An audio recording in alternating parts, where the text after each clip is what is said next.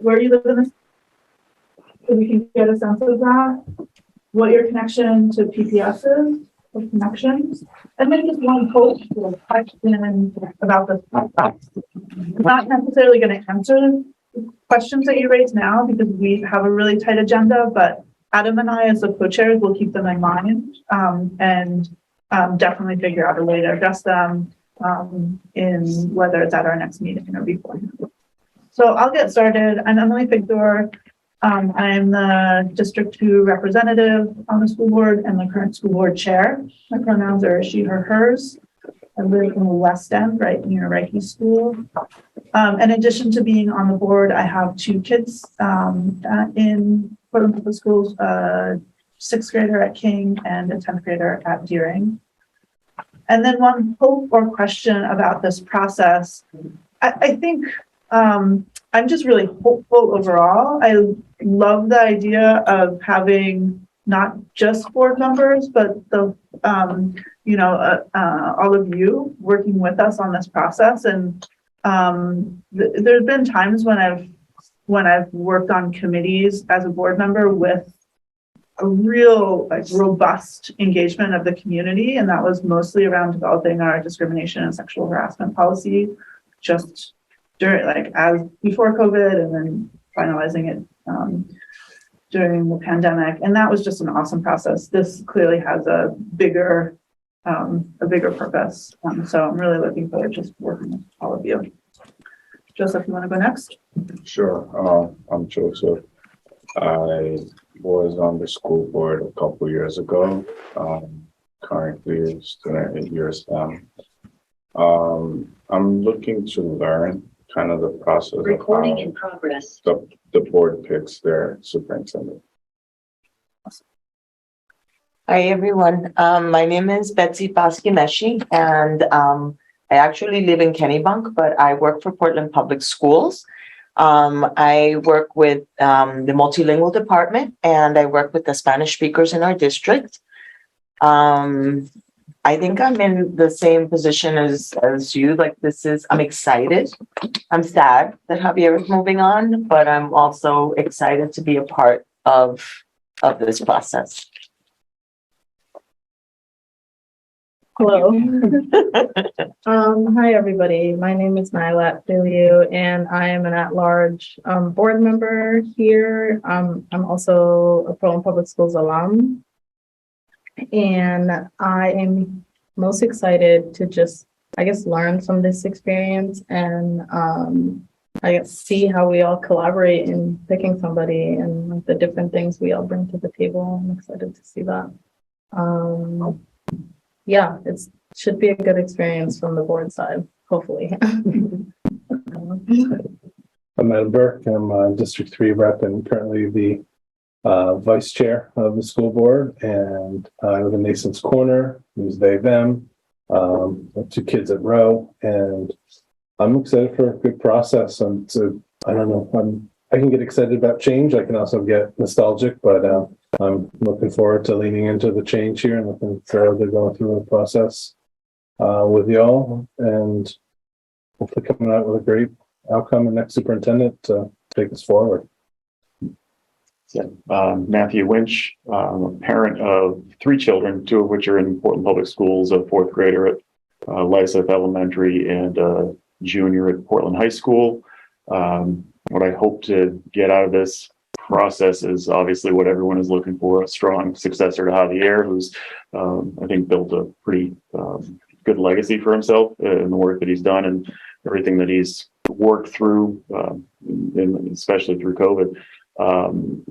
So I don't necessarily feel like I have any questions coming into this, but certainly want to be part of what I hope is a good national search for some strong candidates that we can consider and vet and find the best fit for what hopefully we learn some of the goals from the districts themselves are for the next superintendent. I know when Javier was hired, it was goals may have been different than what they are today, so it'll be good to learn what those are.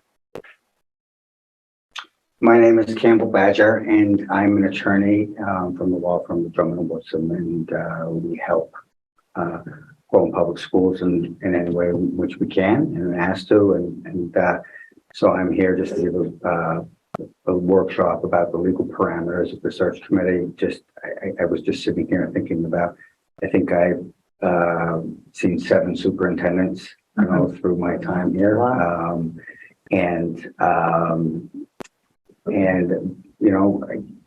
Regardless of my legal obligations, both my kids went through Portland. I've lived in Portland for over, 33 years or so. So have a great affinity and happy to help in any which way I can to make sure that this is a successful process. Thank you, Campbell. And just to clarify for everyone, so Campbell's here today to do a training with us, but isn't on the search committee. Will be available, and his colleague Melissa will be available to us throughout the process. Awesome. I'm Sarah Lentz. My pronouns are she, hers. I'm a school board at-large member. I live right around the corner from Mr. Bagel, and I have a 7-year-old at Ocean Ave. I'm really hopeful that we find a great recruiting search firm that is going to understand the culture of our district, all of the things that make us really unique and strong, and who are really committed to equity, both in kind of the ways that they talk, but also the ways that they act. And are really willing to work collaboratively with us. So my name is Carrie Dowdy, she, her, hers. I live in Portland, in the Rosemont neighborhood, near Rosemont Market. I have 3 children who went through the Portland Public Schools, but they range in age from 21 to 28, and none of them live in the state at this point. It's just me, my husband, and the dog, still here. I taught elementary school in an elementary classroom for 27 years in Portland, and I'm currently the union president. My name is Manor Altahir. I'm a senior at Deering High School. I live near Nissan's Corner, and I'm really excited to see who we choose as the next superintendent. And I want to see how we all collaborate together. Oh, and I use she, her pronouns. So. Thank you. Alyssa, Barbara, and Mickey, will you introduce yourselves? Sure. Yes. I am Miki Bondo, the school board District 1 rep. And my kids, 3 of my kids went to Portland Public School from elementary school to high school. And my pronouns I go with she, her, and hers. What I really want to see is just the process, really exciting about the process, and are we going to engage different representation and voice for the search of the next superintendent. And I'm just looking for to hear that, and I think the process will be a stepstone for us to really put some legacy and to value what Ravia has done, and to have a good outcomes and a good continuation. Yeah, thank you.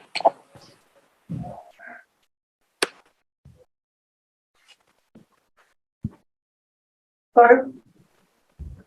Hi, everybody. I'm Barbara Stoddard, pronouns she, her, hers. I am currently the Director of Human Resources for the district, but I am winding down in my position. And so I'm really excited to be serving on the committee, really as a community member and as a parent of 2 Portland High School graduates. I live in Deering Center. I'm really excited about representation on this committee. It's a different process than we had when Javier was here. Javier is the 3rd superintendent that I've been here for, and I'm really interested to see what the firms will bring us and the process that we're going to go through together. So I'm really honored to be able to serve this way, to continue serving the community.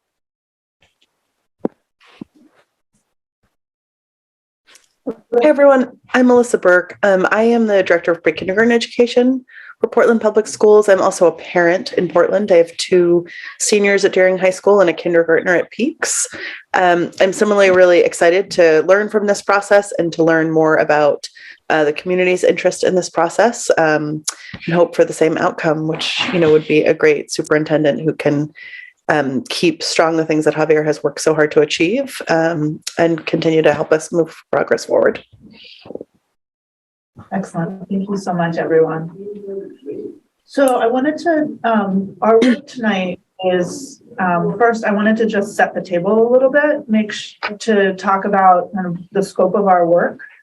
And then Campbell's going to do the legal training for us. And then we're going to right away get into some of the meat of our work, which is selecting a search firm. So tonight, what we're going to do is talk about how we want to evaluate the search firms. And so we have a pretty packed agenda. So in terms of the scope and timeline for our work together, we as the search committee are responsible for all aspects of the search. We'll make recommendations to the school board, and ultimately it is the school board's decision.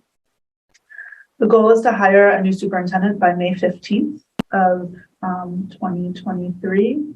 And the Superintendent Batana's contract runs through the end of June. So we're hoping to have a little bit of overlap. Adam and I, as I said earlier, are co-chairs. I think we'll do some tag teaming. And, if there's anything that you need or questions you have, come to either of or both of us. And then I wanted to say that, we're a committee of both school board members and staff and members of the public, but we all have an equal voice on this committee.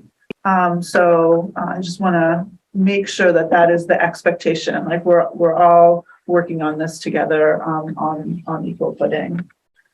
And then I want to make the scheduling of our meetings as predictable and as easy for folks to engage fully as possible. My expectation, and just to be clear, I've never been through a superintendent search process before, but my expectation is that we'll meet roughly every other week for an hour and a half. And we can talk at the end of this meeting whether we want to try and meet in person or on Zoom. And then I think the last thing is just, every other week, I think that the cadence will change a little bit depending on what stage of the process we're at. So there might be times when we really need to meet every other week. Like in the next month, we're going to pick a search firm. It's going to feel like a lot of work, but later on in the process, there are going to be times when we're not going to need to meet because the search firm is doing its work and there isn't an agenda for us to tackle. But that's generally my expectation. And so, are there any questions on that or? Okay.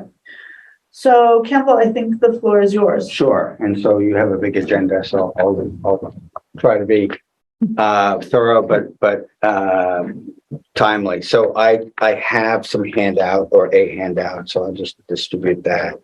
And here, I'm grab it.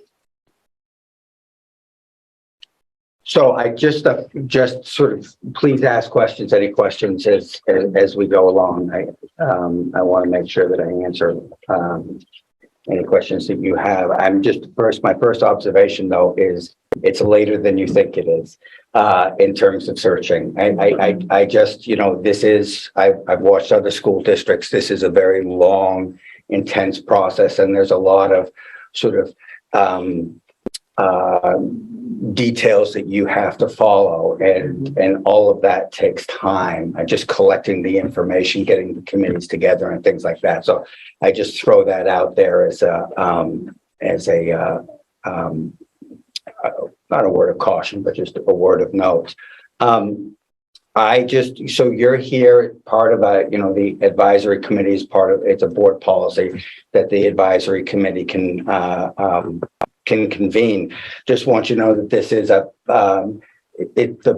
through board policy, this is considered a public open meeting. So it needs to be noticed. And I'm afraid I did not read, but documents need to be published 3 days in advance. I should have read that before I could publish this this handout for you. My apologies. You're going to come up against the personnel records law, right? So that you're going to be able to, a lot of the work that you're going to do is going to be in public. But then once you begin to consider candidates and people who submit it, that's all confidential. And so so my suggestion, one is that everyone who's on this, and I, totally respectful, but people, understand that their confidentiality requirements and that they agree to honor that confidentiality. And I know that some school districts actually have a form which set forth, the confidentiality requirements and an agreement by all the participants. And that confidentiality is not just, just what, who applied, but it is their entire work history and who did not get accepted. Just everything about that needs to be kept confidential. So, while you are considering, obviously there's some aspects of the committee work, such as the selection of the search committee that you're going to do now, that is not going to contain anything that is confidential. But once you begin to actually focus on candidates, then you'll need to go into executive session. So what I have prepared here is just sort of an outline about how to go about, a search committee can go about and sort of and avoid not only sort of a well-oiled sort of protocol, but also how to avoid liability. And liability is obviously we're in the hiring process, and liability is being accused of hiring someone for or not hiring someone for an illegal reason.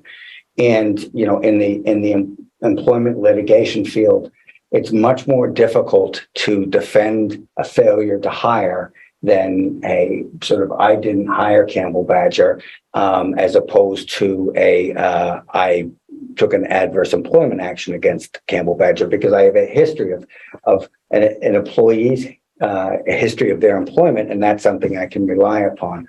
But in the failure to hire, we don't have that history. So one of the sort of goals that you have in developing a hiring plan is not only a time schedule, but also what criteria they're going to use to assess candidates, and also what information that you're going to gather, and what type of background you're going to engage in, and how you're going to weigh or discern each candidate between each other. So you're going to need to have a plan. You're going to have I suggest obviously a hiring schedule. I think you've got to define also what your goal is here, and I mean that just in a very practical sense. How are you going to recommend one candidate, or are you going to recommend 3 candidates, or are you going to recommend 5 candidates? I mean, what you think is appropriate? My suggestion is that you might want to think about more than 1, perhaps 3 or up to 5. One practical reason is because if you recommend 1 candidate and the school board says, no, we don't want to, that's obviously a litigation point. But also you're not giving the school board a choice. And so those are sort of some of the things I think you're going to have to decide that. And then you're going to need to work backwards. So you're going to have an interview process, and you're going to interview all the candidates. How many candidates do you want to interview? Obviously, that's really, that takes a lot of time to interview and review each of the candidates. So I'm going to suggest that you're going to want to think about how many candidates, and whether that be 15, 20, at least that's something that you're going to have to consider. And I suggest that might be something as a practical matter, what the search firm sort of recommends, but those, and then the criteria for which you're going to review to screen people or screen applicants. And how many people do you want to bring forth for that? So those are the sort of plans that you're going to have to think about. So just to follow along that we have here is, on page one, we talk about hiring a folder and the hiring process. There should be one central location, one person should be responsible. That's yes. For organizing all this, I'm going to suggest that be a well-organized person, obviously, but that's going to be essential again for being able to articulate why you made certain decisions in terms of why you decided to interview one candidate over another. And obviously in this realm is we have all the discrimination laws. And so we or you cannot make a decision, whether it's affirmative decision or a negative decision, based upon one of those characteristics or protected classes. And we have the Maine Human Rights, which is a little bit more robust than Title VII, but we have Title VII as well, and we have those materials in here. But the allegations always, or that you might have considered one of those factors, and indeed you want to have documentation to show that you had a legitimate, non-discriminatory reason for making the decisions that you made. And so within those, some of the things that you might need to, think about in terms of what are the factors that you're going to. I know that there's a superintendent's job description that you have. And I think I've seen it. I haven't seen the most recent one, but I saw one, that's several years old.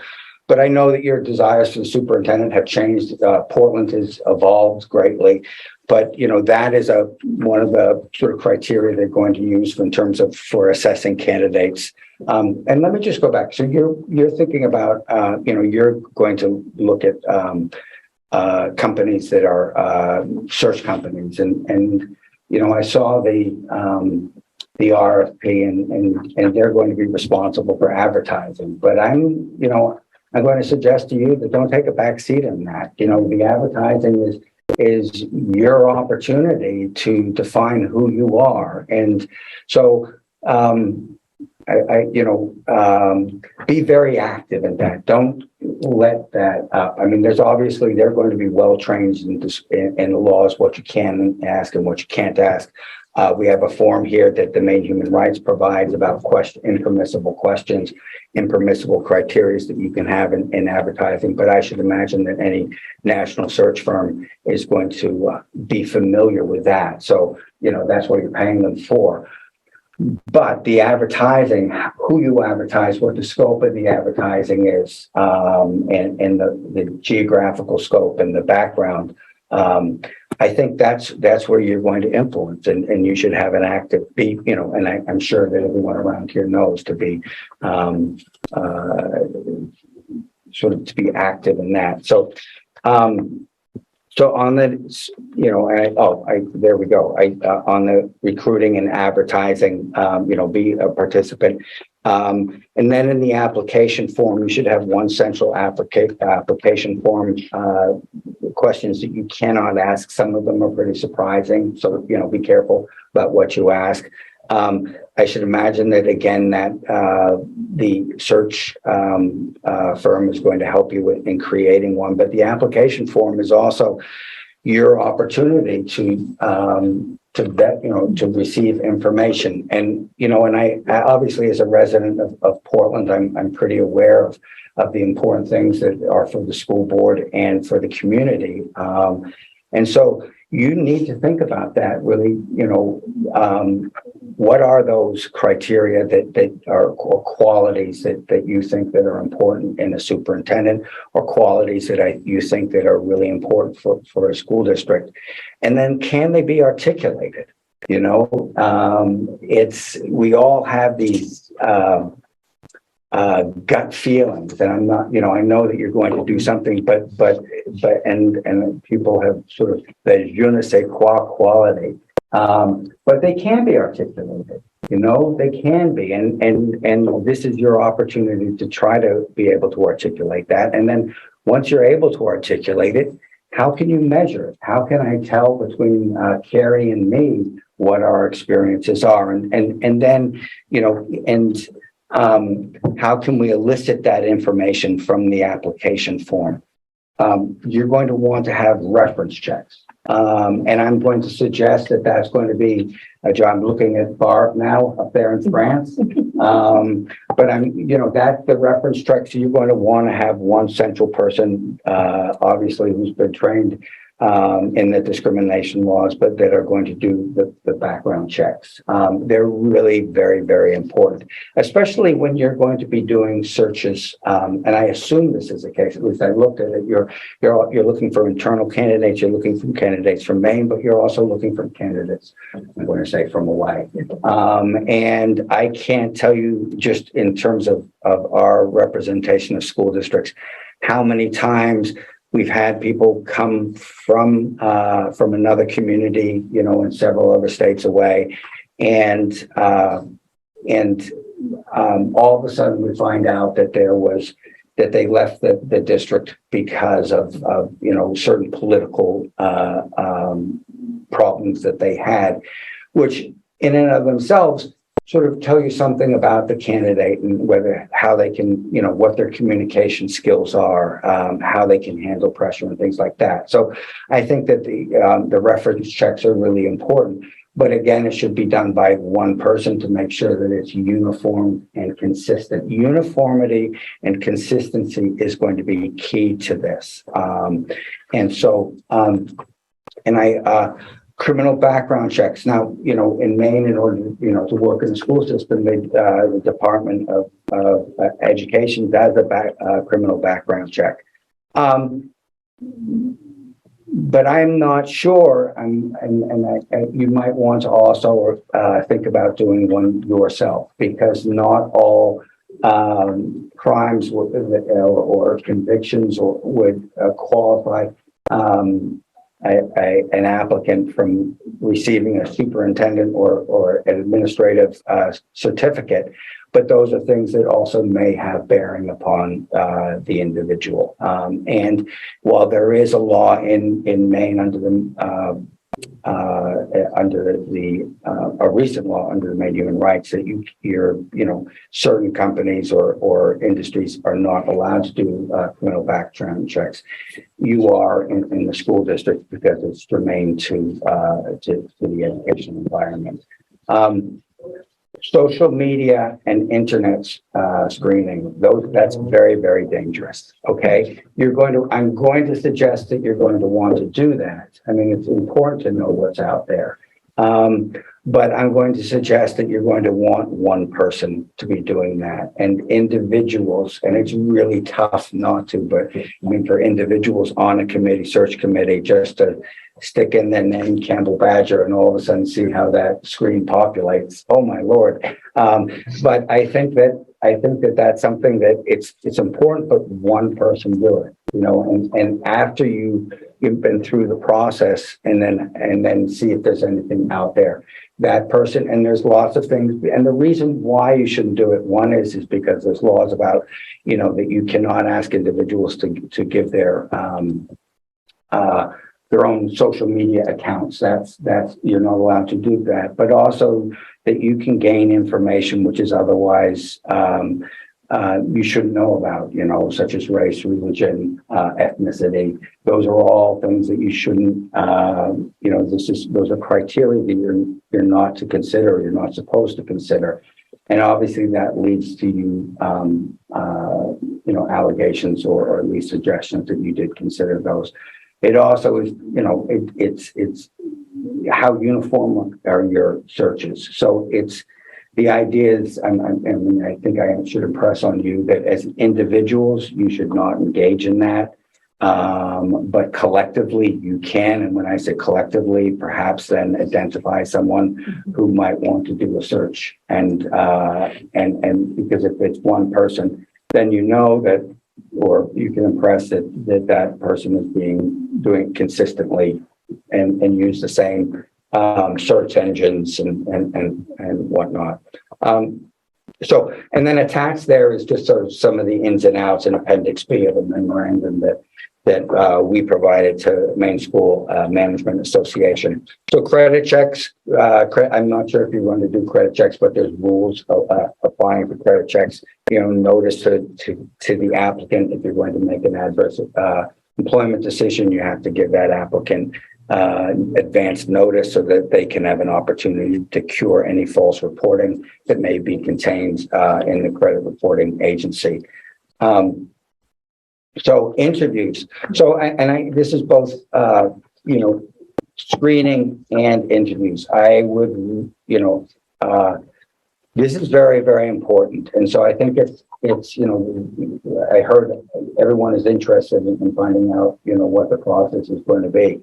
I think it's extremely important that you both identify what the essential qualifications are, and i.e. what is going to get you through the screening process, right? And so they're not going to be, dispositive, but obviously you need some minimum, or I'm going to call essential qualifications.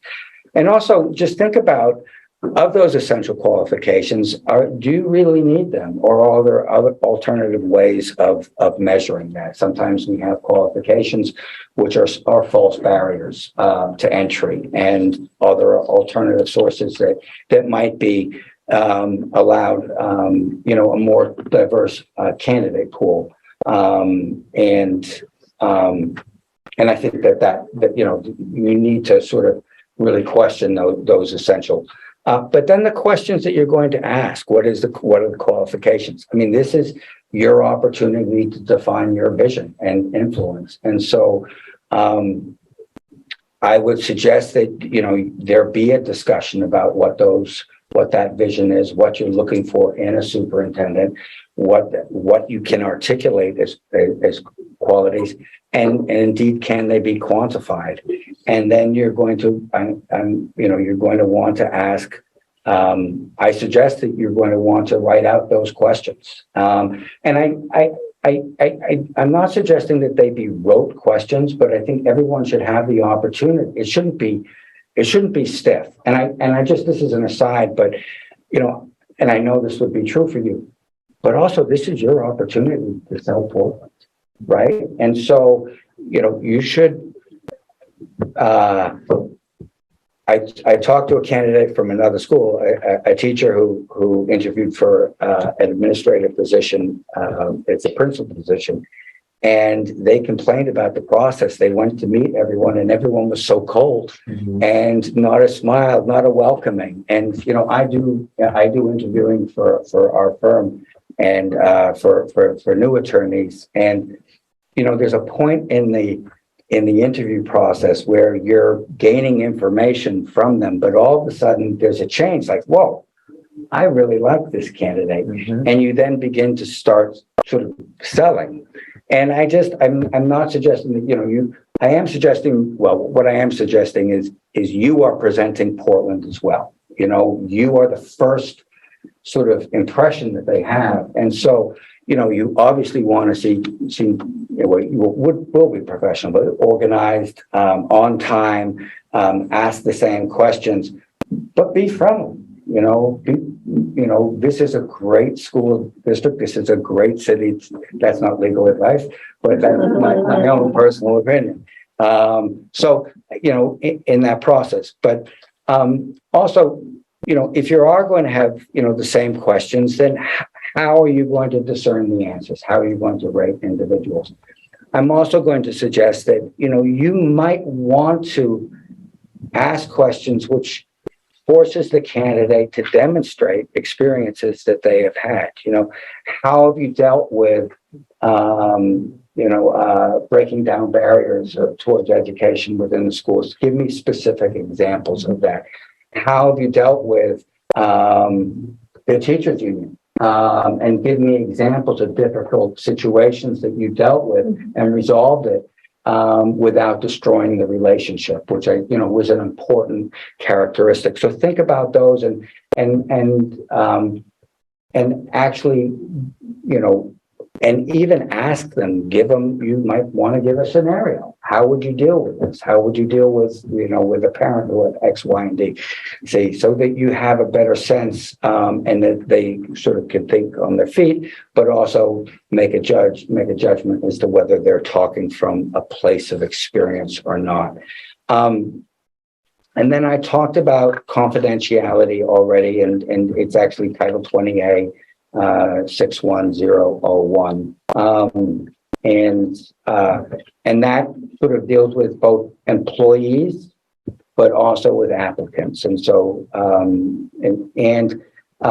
just so the Maine Human Rights Commission, they require you to keep all records for a period of time. And I looked at it. I thought it was 3 years, but I looked at it today and it was 1 year. But that's, so there, keep those records, obviously. And then communications with unsuccessful applicants, again, have one person who's going to provide that. So it's consistent that what was said. Have a script to make sure that, or not wrote, but at least make sure that you've covered all the bases, and make sure that you're don't make any false promises within those communications, or provide a basis for a subsequent, a suggestion that you might have made a decision on an impermissible basis. Then we have the discrimination laws, and I put them there forward, but we have Title VII, we have the age discrimination. Age discrimination, that's a federal law. You can't discriminate over anyone who's over 40, but the Maine law says that you can't discriminate based upon age, regardless of whether you're over 40 or under 40. The Maine human rights is more robust. It recognizes sexual orientation and gender identity as issues that are within its protections. Also workers' comp. I've added, I won't go into them, but I've added just sort of like some descriptions about what the scope and breadth of each of those laws are.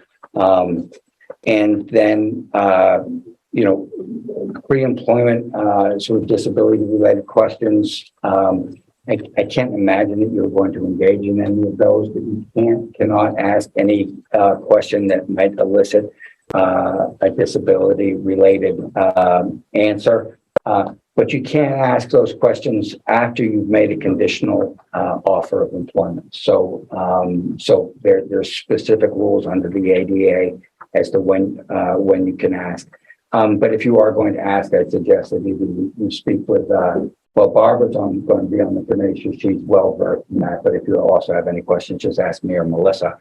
And so included in here also is just an Appendix A, just so that you have this.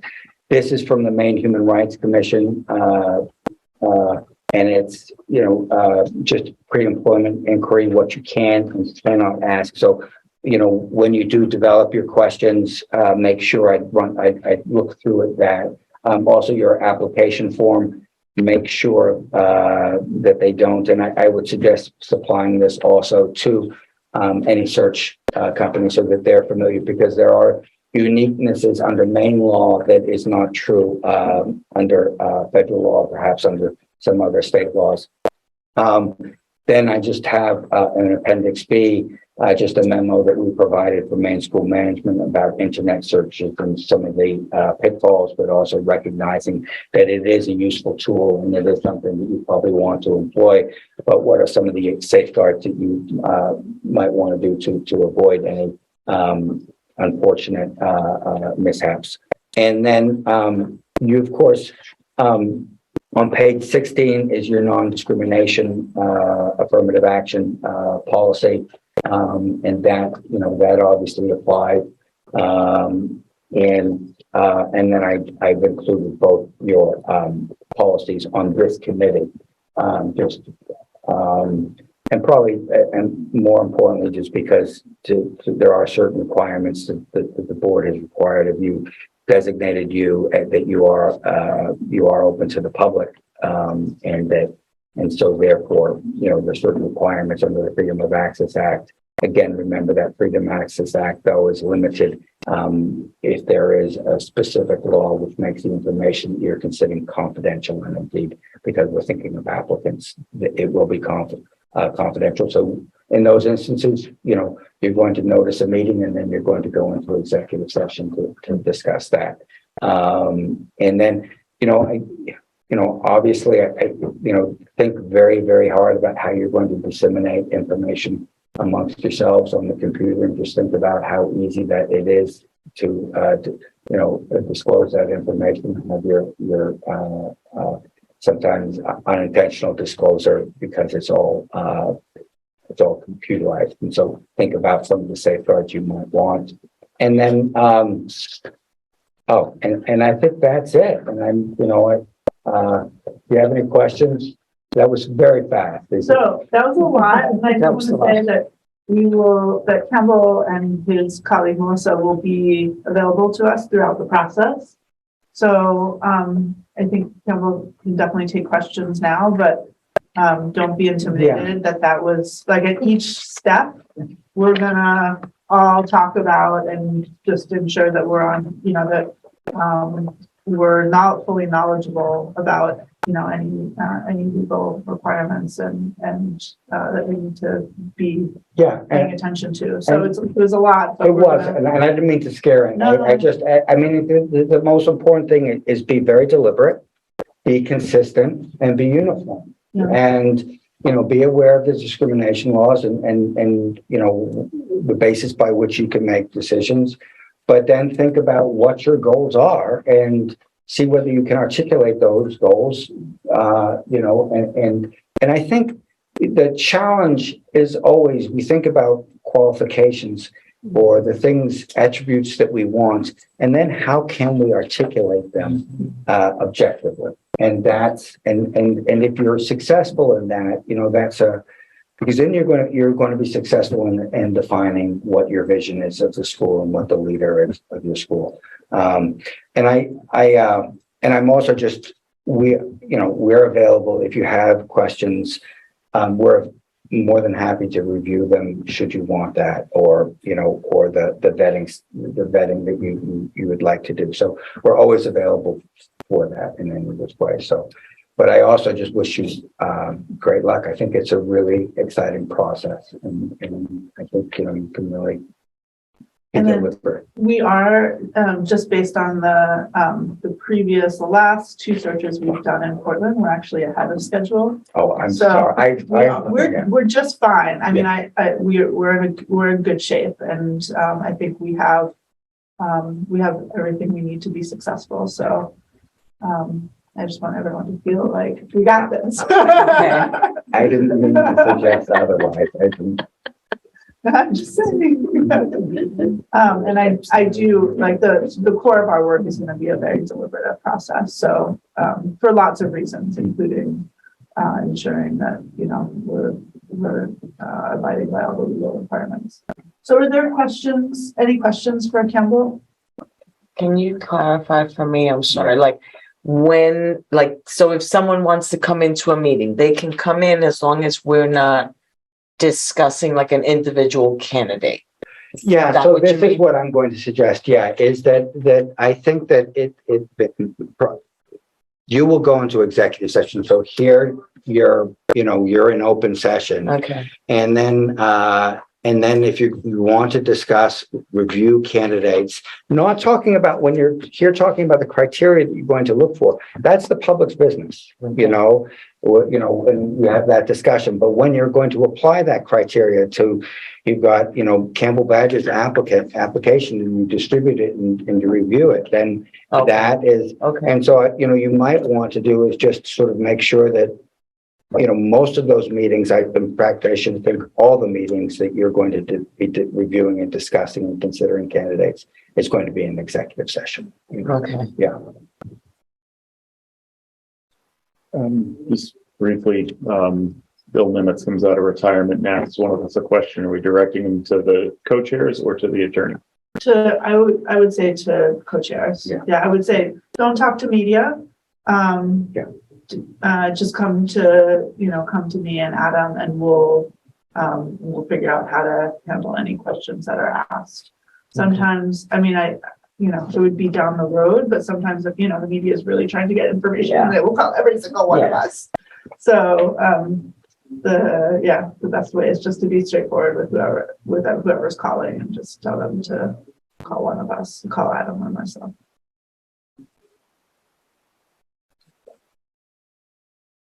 Okay, anything else? Thank you so much, Campbell. Well, thanks for having me. Thank you. Could you send this electronically Yes, I so will. I could get it up and Yes. get it to Alyssa and Mickey and Barb as well? I'll most definitely. Oh, you don't want to keep them. Well, I don't know. He always takes his. Oh, no, that's, yes. No, because that's an executive session. So Okay. no, that's, I have a reputation for taking everything. No. Hold on, this can be a reference. Yes, that it was made to be a reference for This is great. And I'll just say that throughout the process, if you're having questions about the legality, let me know, let Adam know, we can reach out. And so we're in a great situation of having someone with some as a big resource for us. Yeah, we're always available. Okay. All right, thank you so much. Thank you. Thank you. That is nervous anymore.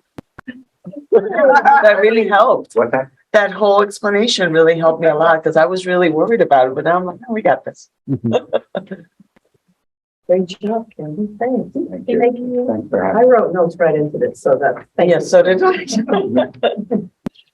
All right, so next we want to talk about the whole notion of having a search firm working with us, and then the process we're going to undertake to select a firm. So first, the school board decided to hire a firm to help us with the process for a whole bunch of reasons: capacity, expertise, a lot of there are firms that this is their core work, and so being able to tap into a national network, all of that. And we sent out a request for proposals in early September. The deadline was a week ago Friday. And so we have 6 firms that have submitted proposals to us.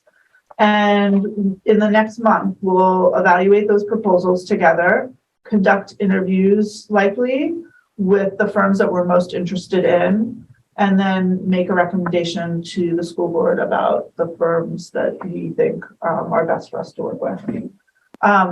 The goal is that the school board meets in early December. December 6th is our first business meeting, and that at that meeting, the school board would act on the recommendation. So we could then do the legal work of signing the paperwork and actually ideally start that work with the firm in December. So it's a pretty ambitious timeline, but I think very doable because we already have these proposals in our hands.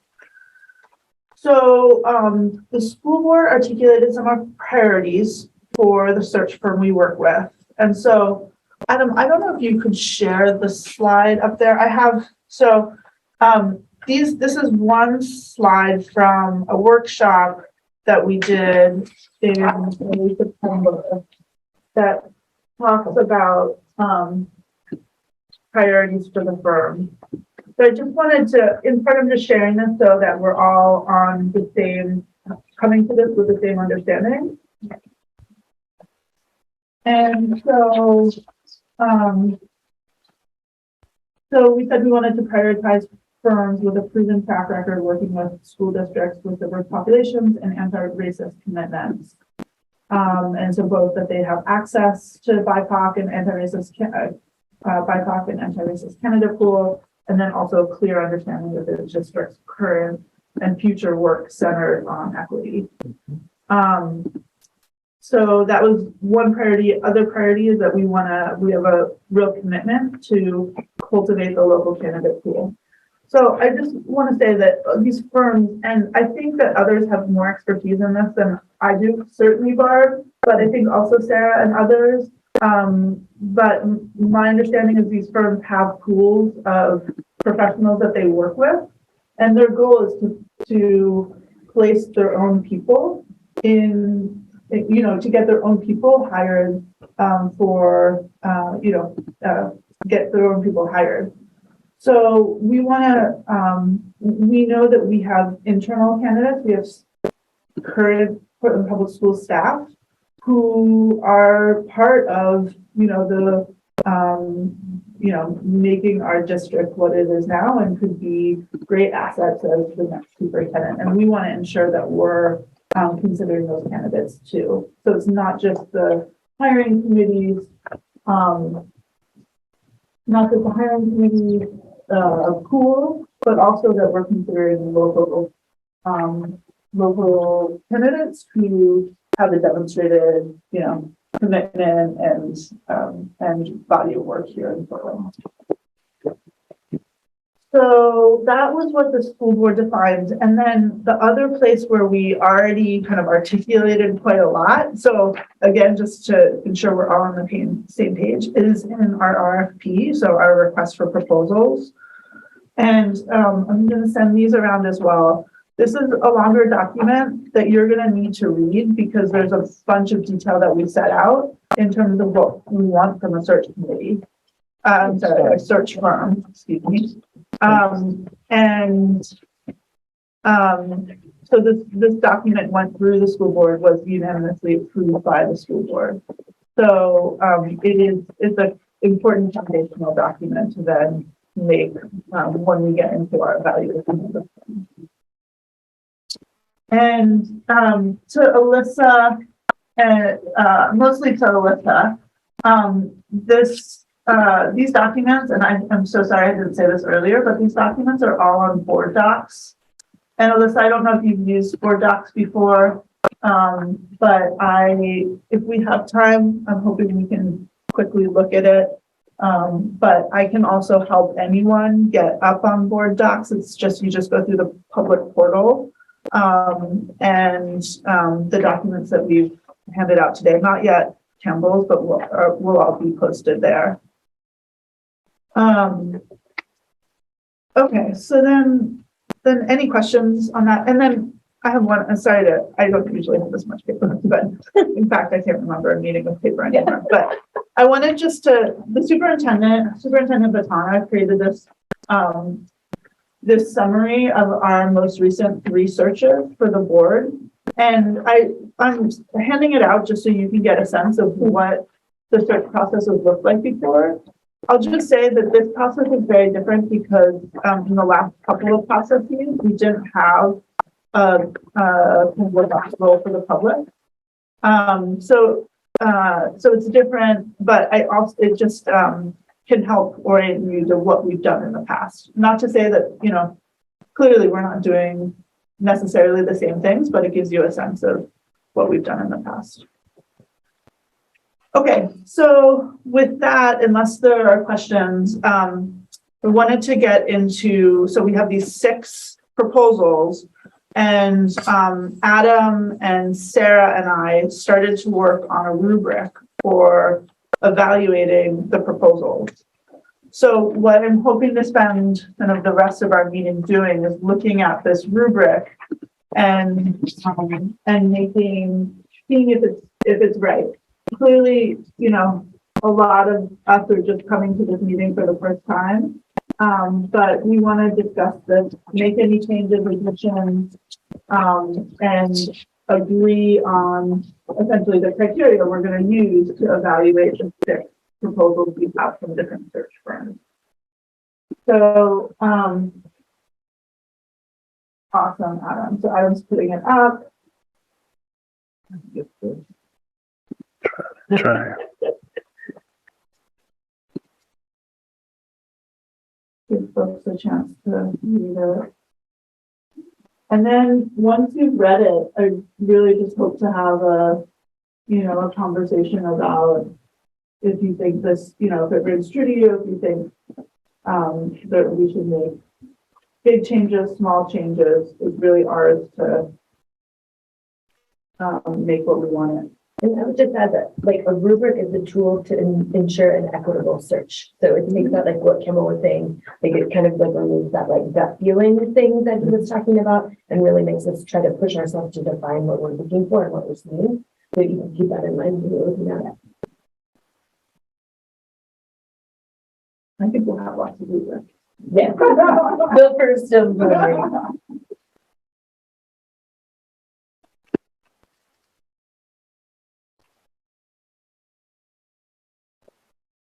You can see some of this straight from the slide of the board presentation and what we what the board, articulated in wanting to hire a search firm. But then there's also, we also need, we can think beyond that as well. So, and then in terms of evaluating the evidence, that's another place where we can, we can dig in more on and make additions and changes.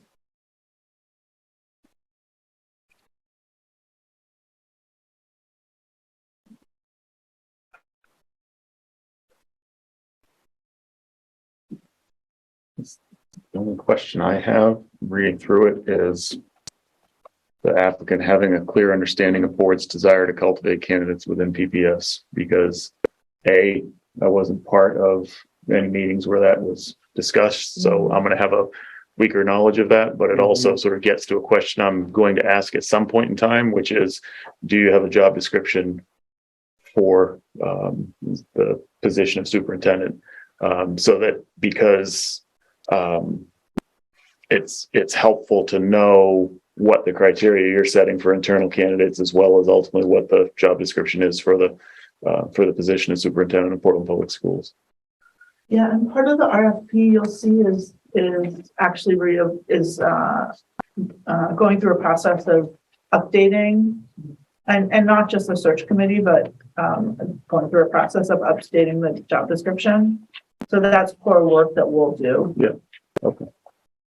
And then to the point about the board's desire to cultivate candidates, it just gives a clarification that sometimes the signal to a search firm might be that we just want you to look at national candidates because we think we're in such a moment that that's the only answer for us. Yeah. No, Well, no, and I get that part. It's more about the internal decision around internal candidates, because I think that can be, and this is in part having gone through this process for a nonprofit in the past, where you're trying to understand, you're trying to create a set of values and goals for the search firm to conduct a search within, but without having the evidence of what those values and goals are for an internal candidate that hasn't been,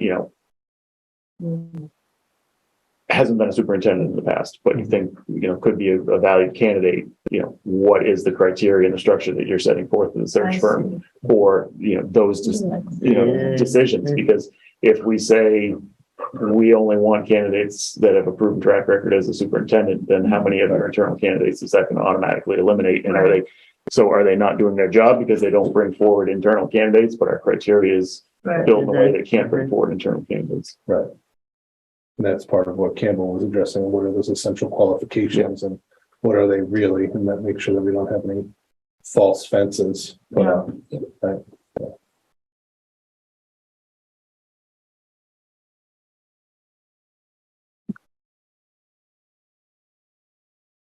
Any other thoughts or ideas or additions, changes?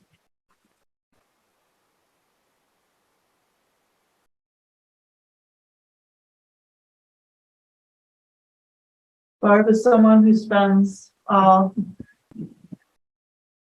too many hours every day. Yeah, do you have feedback for us? So I did have a question. I put it into the chat. I was curious, is the interest in having internal candidates or local candidates or both? It's specifically internal. I think, again, the idea that a firm might prioritize its own or has an incentive to have its own person be hired. Right? Yes, absolutely. No, I think this is a great start. I think this looks good. Okay. So if there isn't more feedback, what we'll do is Adam and I will create one of an iteration of this for each of you. Mm-hmm. And then in columns G on, we'll list the firms. Mm-hmm. And then you can use this, a spreadsheet, as long as if this is not a way you think and work, let me know and I can help on a different format, but it'd be like a search firm, one of the search firms, though, in each of these in the column G, in the next 5 ones. And then you would go through and rate each of, you would rate them on each. Actually, that doesn't really work. It wouldn't be in the columns. Anyway, yeah, I can't think about it, but We'll organize it. Adam and I are going to organize it and send you a spreadsheet for you to use this rubric to rate each of the 6 firms. I do want to say that this is going to take some of your time, like it's going to take a chunk of time. I don't know another time when we're going to ask you this much from you. And I think in terms of time commitment between our next meeting is on Thursday, November 3rd. So it's going to take it's going to take a chunk of time. This is unusual, I think, in terms of what we're going to ask. If it's not feasible for you, let me know and we'll figure out how to work around that. And again, it is a challenging timeline because we want to get the process up and running so that we have the flexibility to do a really good search. And then and I apologize if everyone knows this and I don't, are meeting dates posted somewhere? That's great. Yeah, that would be nice to know. No, and the one thing I think the only, I have to look at my notes, I think the only other thing I wanted to do, so you'll each have a spreadsheet. I'm going to get to that in a second. You'll each have a spreadsheet. You'll send, you're just going to do that individually and send it back to me and Adam, and we'll then, pull all the numbers together. And at our next meeting, we will then talk about our evaluations and see what firms we want to move forward in the process. At that meeting, we might also do, Barb has been really integral in creating and implementing an equity toolkit for hiring. And so as part of, before we go into interviewing potentially some search firms later in November, it might make sense for us to do a little training around that equity toolkit for hiring. So we'll get more into that. I think that toolkit as we go, but I think Sarah it was Sarah's point today of like, oh, we have this great toolkit. We should use it ourselves. So that's likely going to be part of our next meeting too. So what will we be using to evaluate the firms? Like, are we able to, should we use their websites in addition to their proposals? Are we just using the proposals? Or I think you could use other, if you want to spend time using you'll see the proposals, and some firms sent us hard copies. I don't have enough for everyone, but what hard copies we have, I put out there. So if you're a person who wants that paper in your hands, take what you want. They're not all there. Okay, so in organizing us. So I shared with all of you today a Google Drive called Soup Search 2023. And in that drive, and I don't know if you can show that to folks. In that drive are all of the proposals, the RFPs. Mm-hmm. So there's a folder called,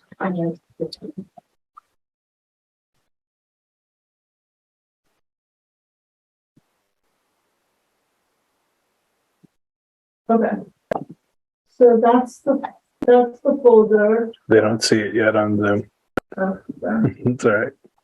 Almost there. Thank you, Adam. Mm-hmm. Okay, so that's the folder, and you can see we have meeting notes. There's a list of all of us. So if you're you want to get in touch with another committee member, there's a list, and then the last document says Superintendent Search Summary. Use that document or not. Janet, who works with the superintendent, created a little spreadsheet that has some of the information in it.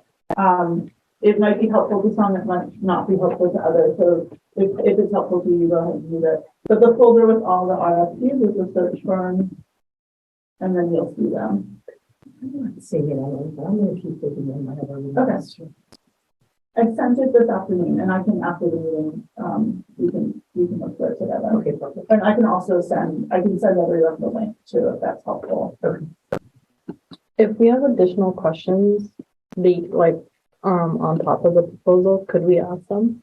Or is that part period? I think it would be very relevant to our conversation at our next meeting. Like, what about this? Absolutely. Like, I would note all of that. What we'll do is we'll look at the scores, and then we'll have a conversation probably about each firm. Okay. Our feedback on that. Can I ask a couple questions? Yeah, please. Sorry, I don't mean to interrupt. In that folder, would it be possible to ultimately, to upload Campbell's documents there, the job description there, sort of all the pieces of information that we might want to reference just in that folder or in a separate folder within the Google Drive? Yes, definitely. Also, just going back to the rubric for a minute, right at the very end, I was noticing, does the scoring, is it your intention for us to score 1, 3, or 6? Are those numbers relevant to the scoring? Yes, so such a good question. Who wants to explain so, yeah, so Are we on a 6-point scale? Sorry. The other numbers were left out, so we made that choice. So no, I don't think I really want to explain why it's 1, 3, 6. Did the school board make this rubric? No, we did. We did. Oh, okay. So I prefer a rubric that is even numbered, so people can gravitate towards the middle. So this is, you go for it. Oh, so I started off the numbering, and I like to weight them a little bit so that you don't end up with like 1-point differences of things, so that if somebody does clearly exceed expectations, that clearly shows up in the cumulative total. So that's why it jumps from like 3 to 6 in this case. But it's part of the discussion. If it doesn't feel like the right way to score things, then we can. Could you give people a 4? Yes, in my experience, it leaves room for you to be like, well, if they gave a tiny bit of evidence, but it's not this meet expectations at 3, so I'm going to give it a 2. You could do that.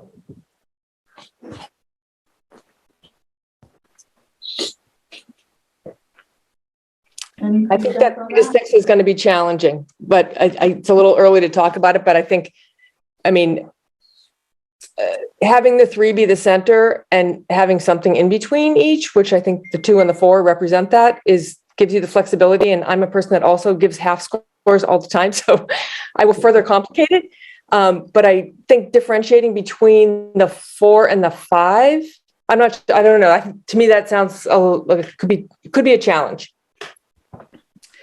My experience is that typically you need more opportunities to define the things that don't meet the expectations, and that the things that meet and that exceed are pretty clear to define. So I think it would be helpful if there's going to be extra room to actually have it before the meet expectation level. And agree with Barb that it would be helpful to reduce to a 5-point scale if that's possible, or even a 4-point scale if 3 is meets and 4 is exceeds. I would recommend moving us to a 4-point scale with each level defined. Yeah. So what would you add for 2 in between no and meet? Some evidence. Some evidence. Okay. Mm-hmm. Would it go into that? So 2 is some evidence. Yeah. 3 is meets. 4 is exceeds. I wonder about changing 1 to minimal evidence rather than just no evidence, so that people don't jump to a higher score than what is necessary there. And we're really differentiating it from the 2. Will it be clear to people what minimal evidence and some evidence is? Like, is that a meaningful distinction? No, not to me. I don't. No. Alyssa, what If are you your start thoughts? at Tell us more zero. about that. Yeah. Just that I think it's unlikely that there will really be no evidence of something, but that there might be minimal evidence of something, and then there might be like evidence in most areas, but not enough to meet the expectation. You know, some or most.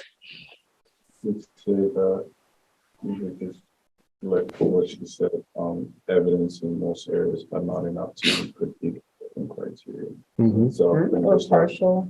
yeah, Partial. Yeah. Partial. All right. So no, minimal, partial. I have to learn how to spell minimal. Partial meets. I don't know them. So 2 would be partial. Is that what we're saying?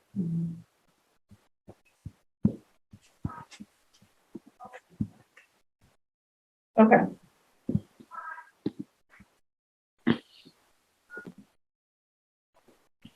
Did I hear you started up? Well,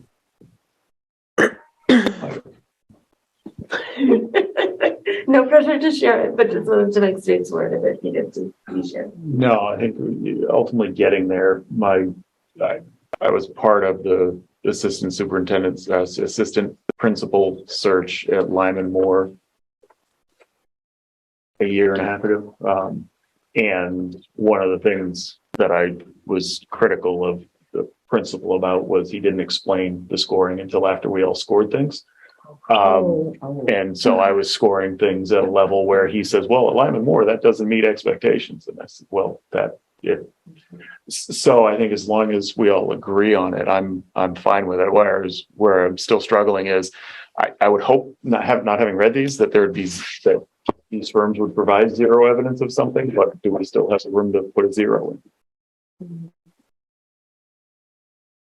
I really don't think that I would want to deal with a firm that's showing zero evidence of something. So I'd have to think that they're going to provide evidence based on the criteria, but you never know, that somebody could have just regurgitated an old proposal. Sure.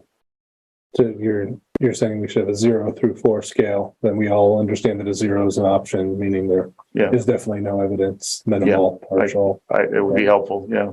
Like I said, I'd like not to use it, but I'd like to have it as a resource. Mm-hmm. Yeah. Any concerns with that? And should I reflect it in the rubric, just to be clear? Yeah. Okay. There's also the option of just rating it as not scoreable. For our tallies and our spreadsheet formulas, a 0 will be more helpful than a word. That's all right with you, Alyssa. Don't really mind. I think if Emily, we're getting too many yeah, you are right in there. zero Okay. and minimal, Sure, I'm it's like looking they're for it. both, or for me, they both mean the same thing. They're not. Really. I just see Adam shared on this right now. Oh, so you haven't shared it yet? Okay. I'm just seeing Adam on this document. Whether I've shared it? Oh, okay. You know what? I haven't actually shared it with you all. I'm sorry. That's okay. I have to learn the permissions because anyway, I will fix that and we'll all have it. Okay, so I made all of those changes. Thank you so much for the feedback.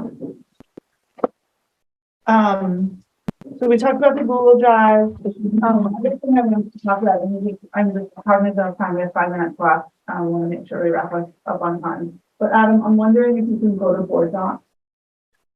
And just so you know, Alyssa did chat to say that she's familiar with board docs. Okay. So you have that information. Great. So in terms of our meeting being noticed, the place where we notice them, and what that means is that there's an agenda and a way that the public can join the meeting, and then we do that through Board Docs. So as you heard from Campbell, 3 days before our meeting, The agenda has to go here as well as documents. You see today, we're kind of new at this because usually it's a staff-driven thing. And so, Adam and I are learning how to get documents up here ourselves. So you don't actually see the actual agenda from the meeting here. But you do see the documents. And Sorry. Adam, can you just go to the first screen that you?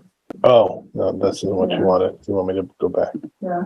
And in the follow-up to this meeting, I'll just send around a link to board docs so that everyone has easy access to that. So you can see your superintendent search committee, that's today, you click on it. And then down, that's how to access it from the public, but you'll be sent, if we're doing meetings via Zoom, you'll be sent a panelist invitation directly. And then you go to view the agenda, and that's where you get into, usually there's kind of, on the left-hand side, there's more. And if you click on each section, you'll get different documents, and more about what we're actually putting together in that section.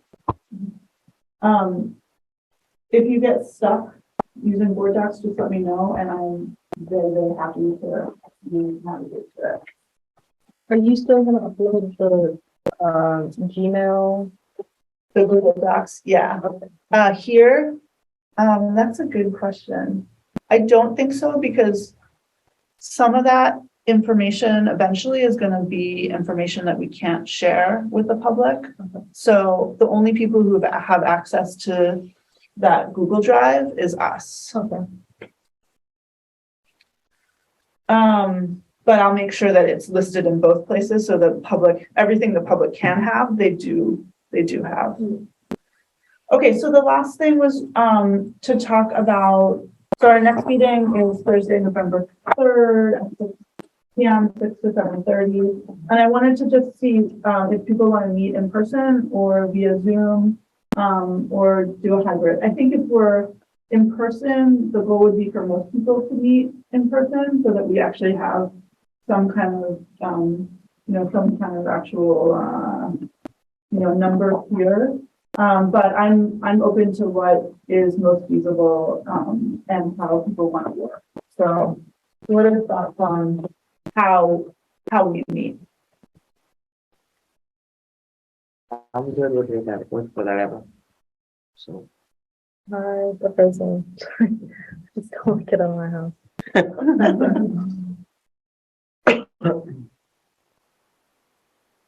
I'm comfortable either way, but if the owl is going to continue to fail, I think maybe all being on Zoom might be more even process for everybody. Adam, can you repeat what you said, please? Oh, I'm saying that if the meeting owl isn't going to perform for us, then I'm worried about the hindrances that those on Zoom will have when they participate versus in the room. Okay. Just like that. You didn't hear me very well. Okay. My preference is to be in person if we can. Just, I think that you just get a lot more out of it if we're sitting in the same room together, if it's possible for people. Yeah, that's my inclination as well. But I also realize that we're asking a lot from you in terms of your time. So I want to do what works, what's reasonable for people. I'd say we go for in person, and then as the weather declines, we move into Zoom. That's a good idea.